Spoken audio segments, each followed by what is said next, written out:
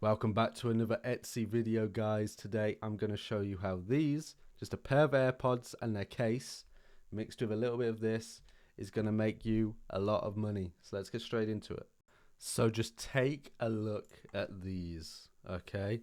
So as you can see, these are AirPod cases, right? And from first glance, you wouldn't suspect that, right? You wouldn't be able to tell. It just looks like a cool bit of silicone design in the shape of Ben & Jerry's.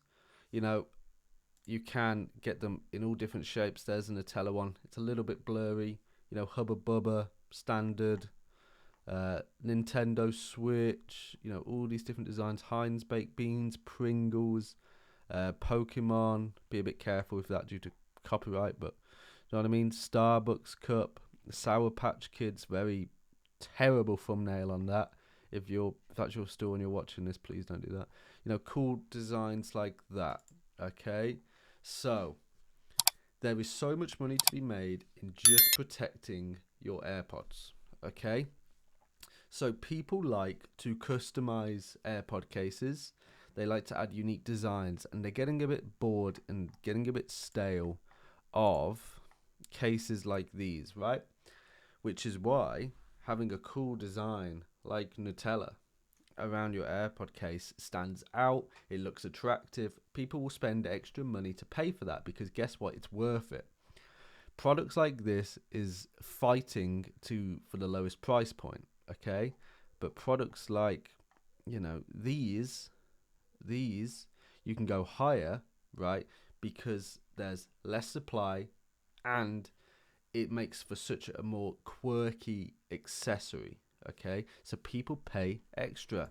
So let's have a look here. 10,000 sales on this store, and one of their most popular items is these Vaseline AirPod cases. Okay, so this is incense holder, and as you can see, they did this incense, and then they thought, right, we can make a load of money by tacking these onto the store.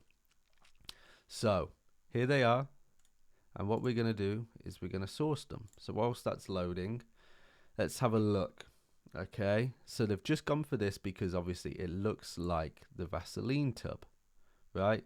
But then you open it up, boom, there's your AirPods. Very cool, very, very cool. Comes with a carabiner, a little clip, lovely. You know, it looks real. Okay, now they've made a big mistake here they are just, well, in this case it's not too much of a big mistake, but here they've put every single AirPod case it's for, right? But having them in here is actually micro keyword, so it does the same job. So in this title, you can focus more on product related keywords to the design, to the potential audience, to who would be interested in it.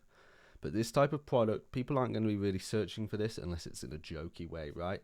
So you do have to go off impulse buys. So you want to be in front of as many people as you can who are looking for an impulse buy.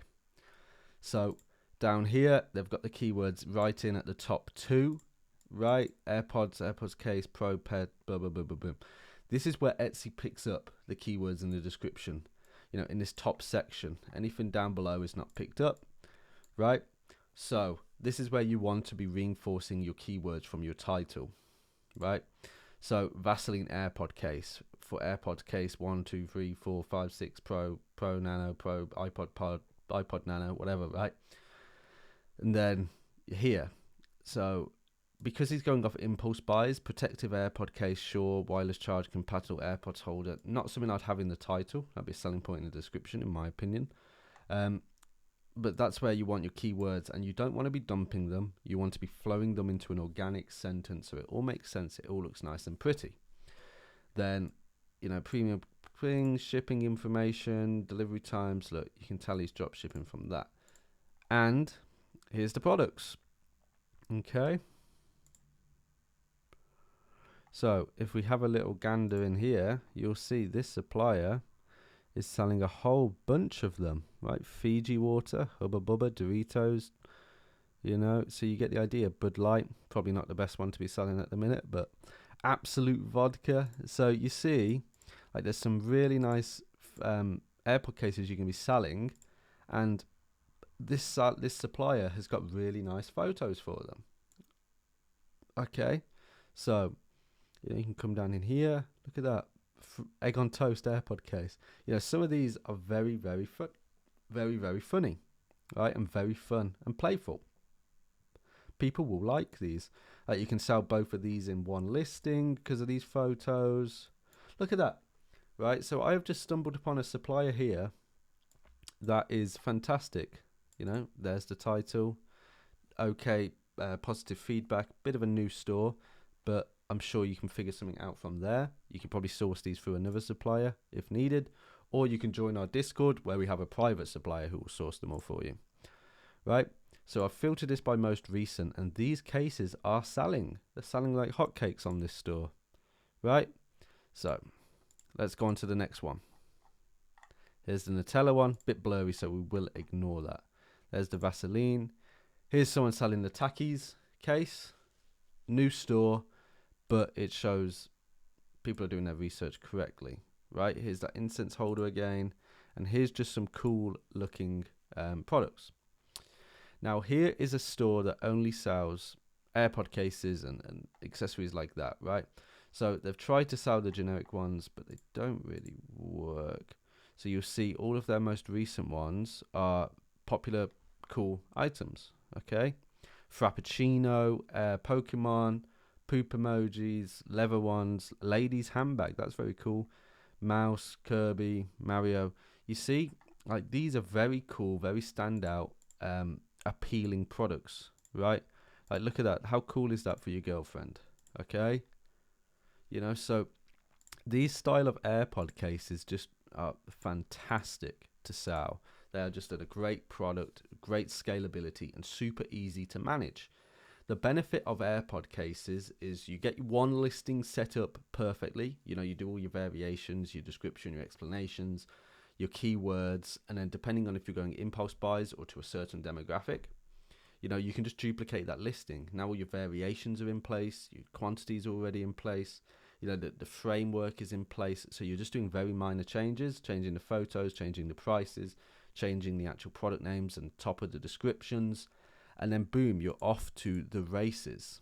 Okay, so it's a very easy scalable store. It's a good first store, and there is a huge market for it. Like look at this, 723. They don't have free shipping, they don't have a discount on, they've got 111 items, right? So they should be going through here, they should be trimming the fat, they should be getting rid of listings that just are not performing. Okay, getting rid of listings that aren't performing is a great way to improve general performance of an Etsy store, because now your average listing interaction is higher because it's not being dragged down by those lower performing listings. And then Etsy sees that and goes, oh, this store performs well overall, let's push it a bit more. Oh, it's still performing well, let's push it a bit more, right? So I appreciate you watching. Tune in for the next one. Leave a comment with what you would want to see in a future video. I'm really trying to make sure everyone eats due to Etsy, right? There's so much source I can give, and I just want to make sure I'm putting out the best videos possible that teach you guys in the best way possible. So if you are looking for a bit of extra teaching, join the Discord. Okay, I have a ton of free resources in there for everyone. It's a great community. We're nearly at 5,000 members. So let's try and hit that soon, guys. Be sure to subscribe, leave a like, and I'll catch you in the next one.